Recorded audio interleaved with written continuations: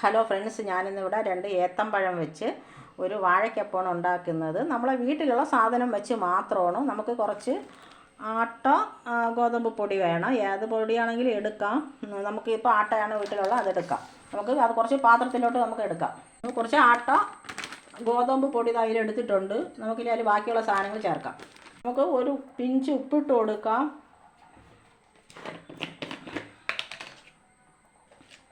കുറച്ച് മഞ്ഞൾപ്പൊടി ഇട്ട് കൊടുക്കാം. കുറച്ച് പഞ്ചസാര ഇട്ട് കൊടുക്കാം. നമുക്കിതൊന്ന് കലക്കി എടുക്കാം. ഈ പരുവത്തിലാണ് മാവ്. നല്ല കട്ടിക്ക് വേണം കുഴച്ചെടുക്കാൻ. വെള്ളം പോലെ ആവാൻ പാടില്ല. നമുക്കിനി പഴം അരിഞ്ഞിട്ട് കാണിക്കാം. ഇവിടെ പഴമല്ല, ഇങ്ങനെ റൗണ്ടിനാണ് അരിഞ്ഞെടുത്തിരിക്കുന്നത്, നീളത്തിനല്ല. നമുക്ക് 2 പഴം ഉണ്ടെങ്കിലും കുഞ്ഞുങ്ങൾക്ക് ഓരോ കഷ്ണം എടുത്ത് കഴിക്കാൻ പറ്റും. ഇത് മാവ് റെഡിയാക്കി നമുക്ക് ഗ്യാസ് കത്തിക്കാം. എണ്ണയെല്ലാം ഒഴിച്ചു കൊടുത്തിട്ടുണ്ട്. ഓരോ പഴം കഷ്ണം വീതം ഇതിനകത്തോട്ട് ഇട്ട് കൊടുക്കാം. ഇട്ടിട്ട് നമുക്കത് ഇതേപോലെ എടുക്കാം. മാവിൽ മുക്കി ഇങ്ങനെ എടുത്ത് നമുക്ക് എണ്ണയിലോട്ട് ഇട്ട് കൊടുക്കാം.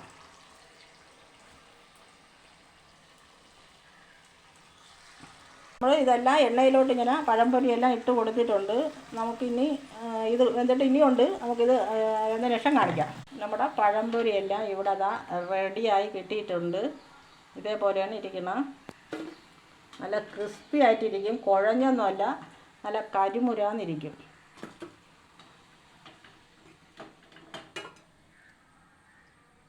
നമുക്ക് അടുത്തതും കൂടി ഇതുപോലെ ഉണ്ടാക്കി കാണിക്കാം. പഴംപൊരി എല്ലാം ഇവിടെ റെഡി ആയിട്ടുണ്ട്. ഞാനെല്ലാം എടുക്കുന്നുണ്ട്. എല്ലാം കഴിഞ്ഞ് നമുക്ക് ഇത്രയും പഴംപൊരി കിട്ടിയിട്ടുണ്ട്. 2 ഏത്തങ്കായിലാണ് ഇത്രയും കിട്ടിയത്.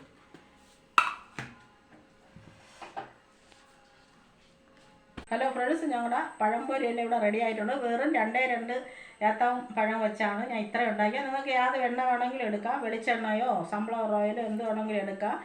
നല്ല ടേസ്റ്റാണ്. അതേപോലെ നല്ല അടിപൊളിയാണ്. നമുക്ക് ഇതൊന്ന് കഴിച്ചു നോക്കാം. സൂപ്പറാണ്, നല്ല അടിപൊളിയാണ്. എല്ലാവരും ഇത് ഉണ്ടാക്കി നോക്കണം, നല്ലതാണ്. നമുക്ക് കൊതിക്ക് വേണ്ടി 2 ഏത്തമ്പഴം ഉണ്ടെങ്കിലും കുഞ്ഞുങ്ങൾക്കും ഒരു വീട്ടിലുള്ള എല്ലാവർക്കും കൊതിക്ക് വേണ്ടി ഇത് കഴിക്കാം. എല്ലാവരും കൊളസ്ട്രോൾ ഇപ്പോൾ എണ്ണ പലഹാരമൊന്നും അങ്ങനെ അധികം കഴിക്കാറില്ല. പക്ഷേ ഇത് അധികം എണ്ണയൊന്നും കുടിക്കൂല. നമ്മൾ ഗോതമ്പ് മാവിലാണ് ഇത് ഉണ്ടാക്കുന്നത്. പലരും ഗോതമ്പ് മാവിലും അതുപോലെ തന്നെ കടലമാവ്, മൈദാ മാവിലൊക്കെ ഉണ്ടാക്കും. അതൊന്നും നമുക്ക് മൈദയൊന്നും കൊള്ളൂല. ഇത് ഗോതമ്പിലാണെന്ന് പോലും പറയൂല.